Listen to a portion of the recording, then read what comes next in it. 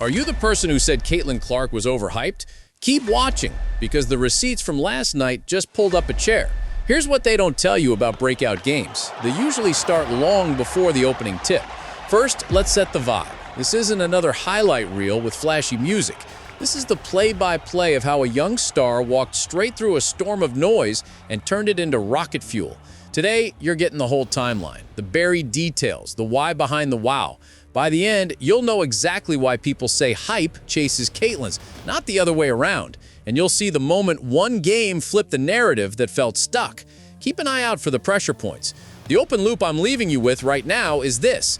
When the game hung in the balance and the critics were the loudest, Caitlin did one specific thing that made the arena explode and the internet eat its words. We're going to build all the way to that. Let's talk about the noise first, because that's the part most people skip. When a player shows up with a spotlight this bright, people get weird. There's the "she's a social media product" crowd. There's the "college isn't the pros" crowd. There's the "let's see it against elite defenders on a travel day in the middle of a brutal schedule" crowd. Some of the pushback is fair, that's sports, but the volume got ridiculous. Every off-shooting night became a parade. Every turnover was proof of a conspiracy. You know the drill. For weeks, the conversation had a pattern. A solid game would happen and the hype would be called fake. A tough game would happen and suddenly the haters would throw a party. People don't realize how that roller coaster feels inside a locker room. Cameras in your face, headlines that sound like they were written with a megaphone, clips clipped out of context. Think about being 22, living out of a suitcase half the time, getting every defensive look under the sun, while strangers on the internet keep score like the season is their personal courtroom. That stuff can crawl into your head if you let it. Now layer in the physical part. In college, Caitlin could stretch the floor from the logo and bend defenses like a spoon. In the league, teams are bigger, faster, smarter. Switching looks, top blocking, face guarding, chasing her over screens, bumping at the hip to take her off her path. The first scout on her is thick like a textbook. The second is thicker. The plan is simple. Turn her into a ball handler who's always uncomfortable. Cut off her oxygen. Make her think about the last miss. Force her into the trees. Pack the paint and dare the pass to be perfect. When a guard meets that, she has two choices. Force it and flame out, or figure it out and grow up fast. Here's what most people missed while they were yelling into microphones. Caitlin was adjusting. You could see it if you looked past the box score. The pace changes, the give-and-go timing, the swing that puts a teammate's feet on the seams, the pocket passes sneaking under a hedge, the setup dribbles that used to be automatic, now slowed half a beat to let the screener seal. You could also see what she was working on between games. Film, of course, lots of it, but also the boring reps. One dribble pull-ups when the defender top locks, step-ins off a pin down when the screener's angle is late. The little thing that looks like magic when it works but is really just 1,000 ugly reps and a sore wrist. And that brings us to the night everybody's talking about. It didn't arrive with fireworks. It started like every other game in a long season. The arena hums before tip, that low buzz of people settling in. On the floor, it's sneakers chirping and the whoosh of bodies sliding through warm-up cuts. Caitlin's face? Calm. Not casual, not cocky. Calm, like a person who knows exactly where the engines are. You could tell the energy was different by her first touch. Hands out, meeting the pass early. Snap dribble to the right, test the defender's hips. Reverse to the left. Nothing fancy yet, just measuring. The first bucket came from a simple action that looked like nothing.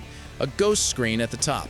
A defender blinking half a second, and in that half second, she let the thing fly from way beyond the arch. Net barely moved. If you were in the building, you felt the air change. That's the thing about deep makes. They change everything. They make defenders second-guess their own scouting report. They pull help a step too high. They tilt the floor like someone leaning your pinball machine. Possession by possession, you could see the blueprint. When the on-ball pressure climbed up her chest, she used the defender's aggression against them. Rip through, plant, change pace, and either go or reverse and drag him through another screen. When the weak side corner pinched in to tag a roller, she rifled a pass that hit a shooter right in the shooting pocket. That one went in. The next time, the corner stunted but stayed home, so she threaded a bounce pass to the roller. Layup. Defense muttered something not safe for TV. The crowd sensed a rhythm and started to roar on makes and murmur on misses like they were protecting a secret. Now don't get it twisted, this wasn't a video game cruise. There were bumps. There was a stretch where the ball fell heavy and 1-3 clipped front rim hard. A defender slapped down on a drive and got a steal that turned into a leakout. That's where the overhyped chorus usually gets loud. But this time it didn't stick. You could see her tell herself the truth in real time. Shoulders back, eyes up, next play. That's a skill people underestimate. Great players remember their makes. They forget their misses fast. Let's hit pause to introduce the real challenge that hung over this game like a cloud. It wasn't just the opponent's scheme or the road-weary legs or the choppy whistle. The challenge was the narrative itself. When enough voices keep calling you overrated, it starts to shape how every possession feels. If you chase the perfect answer on every trip, you tighten up and stop playing. But if you let the game breathe, you give yourself space to answer once, loudly, at the right time. The problem for Caitlin wasn't ability, it was patience under spotlights. Could she avoid trying to win the whole conversation every time the ball found her hands? Could she play with control until the one moment arrived where control turns into takeover? Back to the floor. Mid-second quarter, the other team decided to switch everything on the perimeter to keep her in front. Classic respect move. The hidden trade-off is on the back line. Switches eat clock. They also invite mismatches if you can move pieces without blinking. You saw the Fever start to hunt. Guard slips screen to force a switch, then spins out so the big can rescreen. Now the defense is late, and Caitlin snakes into space. She had a choice of the nail, float the runner or fire a dart to the cutter. She picked the pass, and it created a quick two. The bench popped, not because it was flashy, but because it was right. The second half is where this script gets spicy. She came out of the tunnel with that stare, you know the one, half focus, half fight. Not smiling, but not grim either. It's the look a swimmer has right before they hit the water. First possession after the break, she sized up the on-ball defender, used a hard left-to-right cross, snapped back left when she felt the bump, and launched from a step beyond the line. Bang! Next trip, she didn't force it. Drew the defense, dumped to the short roll. Easy too. Third trip, same action, but this time she rejected the screen. Defender reached. That was a mistake. She rose up and hit another three, and the building started to tilt. The away team burned a timeout because they could feel the edge of the cliff. Out of the timeout, they trapped hard, dared someone else to beat them. It worked for a couple of minutes. The ball got sticky. That's when seasoned pros usually slow the kid down with some savvy fouls and little nudges the refs don't see. It's a smart tactic, but it cuts both ways. If you weather it, the trap tires your opponents first. The screens get better. The closeouts get worse. Space appears where there wasn't any. And then it happened. The run everyone's sharing today. It started with a stop. Big boxed out, snatched the board like it owed rent, and kicked out quick. Caitlin caught it at half speed and then hit turbo. Two defenders sprinted to the arc to cut off the pull-up three they were terrified of. She slammed the brakes on a dime. You could hear shoes squeal. Both defenders sailed past like they were on roller skates. She took one smooth step into the mid-range and dropped it like she was tossing a stone in a calm lake. Next possession, same defenders tried to sit on the pull-up. She didn't even look at the rim. She threw a live dribble pass with her offhand between two arms that had no business letting that pass through. Layup. The bench was halfway on the floor. The crowd had moved past clapping and was now making that sound arenas make when something silly is happening. But we still hadn't reached the moment, the key play, the one thing that turns a nice night into a quote that lives forever. Here's the setup. Fourth quarter, score tight, legs heavy. The other team had fought back with a couple of tough makes and a transition three that silenced the building for a breath. Now the ball swung to Caitlin at the top with 15 seconds on the shot clock. The defender stayed low and quick, hands busy, talking the whole time. The plan was clear. No three, no rhythm, force a pass late in the clock. And this is where the ordinary choice would be to play it safe. Dribble down, call for another screen, probe, relocate, beg for something soft. She did the opposite. She looked a defender in the eye, rocked once like a boxer, then stepped back into a shot from a place on the floor that most people use for warm-ups and selfies. The ball was in the air for a full breath. It didn't graze anything but the net. The sound the net made was one of those clean, hazy snaps that makes time hang. And the camera shot caught the defender's head drop half an inch. The shoulder sag you can't hide. The acceptance that this one was different. Not a heat check, not a prayer, a statement. You could feel the words it wrote in real time. Overhyped where? Everything after that felt inevitable, the way good endings do. The other team pressed. The Fever handled the pressure. Caitlin controlled the tempo like a point guard who had been in the league for a decade. When they tried to speed her up, she slowed it. When they backed off, she punished it. She spaced when spacing was right, cut when cutting was better, and found just enough air to slip one last dagger when the defense finally sagged from exhaustion. At the horn, the scoreboard told the truth, and the building let out the kind of joy that sounds like relief and pride at the same time. Let's rewind the tape and spot the lessons inside the highlight. First, the pace. She didn't chase big moments, she built them. That's why the step back from deep worked late. If you show your bag too soon, a good defense will unpack it for you. She saved the mean stuff for the end when legs were jelly and minds were fog. Second, the eyes. You could see her scanning reads a split second earlier each quarter. Early, it was test and feel. Middle, it was punish the help. Late, it was, I know exactly what you want to take away, so I'm going to take it anyway. Third, the body language. Her posture never dipped. Even on the misses, there was no slump. That's not corny, that's contagious. Teammates read that and play looser. Loose teams make better decisions. People will argue about numbers forever, but sometimes the number that matters most is 0, as in zero fear when the possession begged for somebody to decide the night. That's what hype can't fake. Hype can sell jerseys and spark headlines and fill seats, but late game poise, that's earned. That's where you find out who's about it. It's easy to look loud in the first quarter. The acoustic test comes when the noise of the night narrows into one shot and there's nowhere to hide. That's where the myth of being overhyped usually goes to die or live.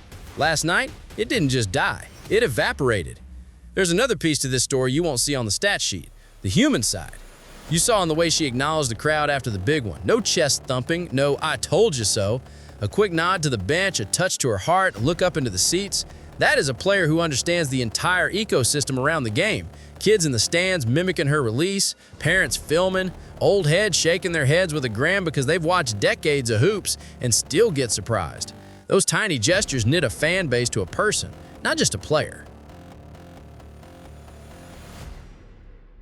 By the way, let's talk about the team context because nothing in this league happens in a vacuum.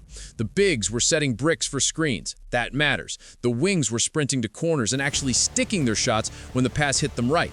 That matters. The coaching staff called sets that let her see two options instead of forcing a hero route. That matters. The difference between a great night and an all-time night is often the four people around you playing with belief. When a young star learns she doesn't have to be a superhero every time down, that's when the superhero stuff sneaks in on its own. And for the people who still, after all that, want to say, it's just one game, here's the thing. You're right in one way. Every season is a movie, not a trailer. One scene doesn't make the whole thing, but some scenes define the theme. This looked like one of those. Not because the shot was from the logo or the box score glowed, because of the way the game breathed. The voice in her head said, wait, not now. Okay, now, go. That's a different gear than streaky heat checks. That's the gear stars use when they start turning nights into seasons and seasons into legacies. Zoom out with me for a second. The attention Caitlin draws isn't an accident. It's the result of a style that's easy to love and hard to stop. Deep range makes kids dream and defenders panic. Passing that spotlights teammates makes locker rooms buy in. Confidence that feels brave, not arrogant, keeps neutral fans open-minded. And the way she handles everything off the court, from interviews to random human moments with fans, keeps people rooting for the person beyond the jersey. The league noticed, TV noticed. More importantly, kids noticed. And that's how the sport grows, one goosebump at a time. Back to the people who said overhyped, I get it. Hype is loud, it's annoying. It can make you want to root against someone just to quiet the noise. But sometimes the noise is there for a reason. The reason last night looked like it did isn't because a marketing team said so. It's because hours turn into habits, and habits turn into answers when the game asks hard questions.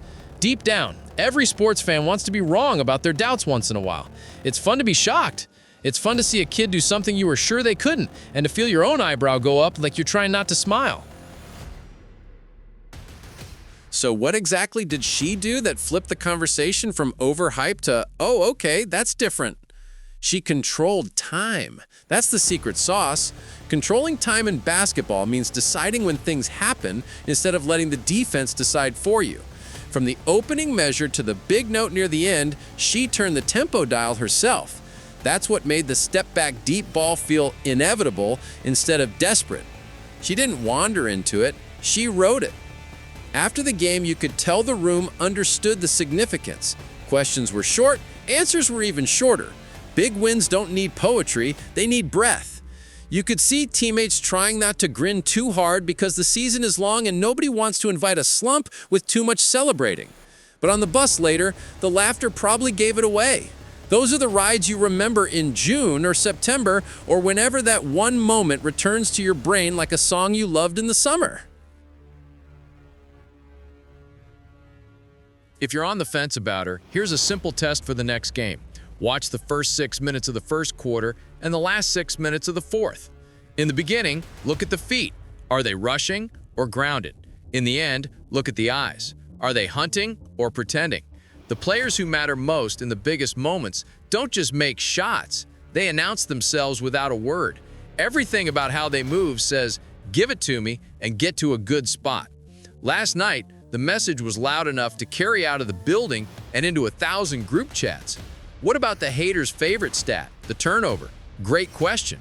High usage guards cough it up sometimes. It's the cause to doing business when the ball lives in your hands. The trick isn't zero mistakes, it's mistake recovery. After the one ugly one in the third, she didn't spiral. She ripped down the floor and contested the layup without gambling a dumb foul. Next possession, she went simple and clean. Swing pass, screen, relocate, catch, step, shoot, net. That reset is grown person basketball. It squeezes the air out of the other team because they can't sniff blood. Here's a thought that changes how you watch. The shot that breaks a game often isn't the one you think. Everyone will clip the 28-footer with the defender glued to her. Fair. But the real backbreaker might have been a quiet play 50 seconds earlier. She drove baseline, drew a second defender, and instead of forcing a reverse layup into arms, flipped a high look back into the paint. Her big caught it and finished. That forced the help defender to think too much on the next trip. Thinking on defense is slow death. When she rose for the deep one after that, the help was late by one heartbeat. That's how the house falls. One heartbeat. There's also the best part of nights like this, how little kids experience them. Somewhere in the stands, a kid with a too big jersey watched a human being do something impossible and believe for a second that impossible is just another Tuesday. There will be a driveway somewhere tonight lit by a porch light and a person trying to step back without traveling. They'll miss more than they make. They'll try again tomorrow. That quiet ripple is bigger than any headline. That's the stuff that keeps a sport alive long after the crowd goes home. I know some of you want me to say the exact numbers, but ask yourself why. Numbers are awesome. They also build a cage if you're not careful. What mattered last night wasn't a box score you scroll past on your phone. What mattered was this feeling in the building, this recognition that the kid you said was a YouTube trick is actually an answer to questions whole teams are asking themselves. How do we guard her? When do we bring help? Who gets the assignment late? The questions got louder, the answers are getting harder. And before we land this plane, let me shout out the invisible parts of greatness. The lifting when nobody's filming, the ice tubs when it'd be easier to head home, the text from a veteran at midnight that says, keep your head, the assistant coach who scouted and said, they'll trap you early and switch late, the trainer who taped ankles and cut a tweak before it became a thing. We glamorized the swish and the shimmy. Behind the curtain, it's a village. Nights like this are village trophies.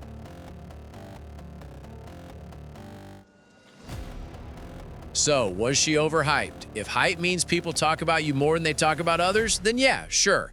If hype means smoke without fire, last night gave you your answer. The fire was obvious, not because of the distance on one shot, because of the command over an entire quarter when the game has to grown up to show up. That command is the bridge from promise to proof. Headed into the next one, there'll be new traps, new tricks, new think pieces pretending they've solved her. That's how it goes. The job isn't to win the internet. The job is to reintroduce yourself to the league every night. What last night did was set the template. Feel the pressure, don't feed it. Take easy ones early, take hard ones late.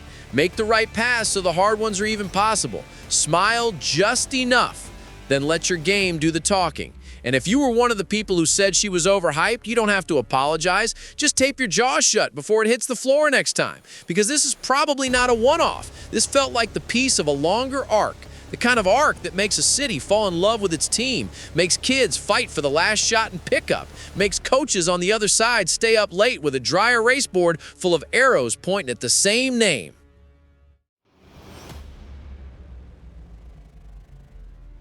One last picture to leave you with. The arena is empty now. The confetti never fell because this wasn't a championship, but it might as well have felt like one for the people who needed that win. A few fans lingered, asking security for 5 more minutes to take it in. Somewhere in the tunnel, a player walks past the place her name is printed and taps it twice. Not to brag, to say thanks. To remind herself this could all go quiet tomorrow if she stops doing the boring stuff. Out in the night air, cars pull away. And in living rooms all over the place, people are still talking about that one shot, that one pass, that one look that said, "I hear you, and here's my answer." That's the whole thing. The noise came. The game spoke. And for at least one night, the word overhyped found the exit.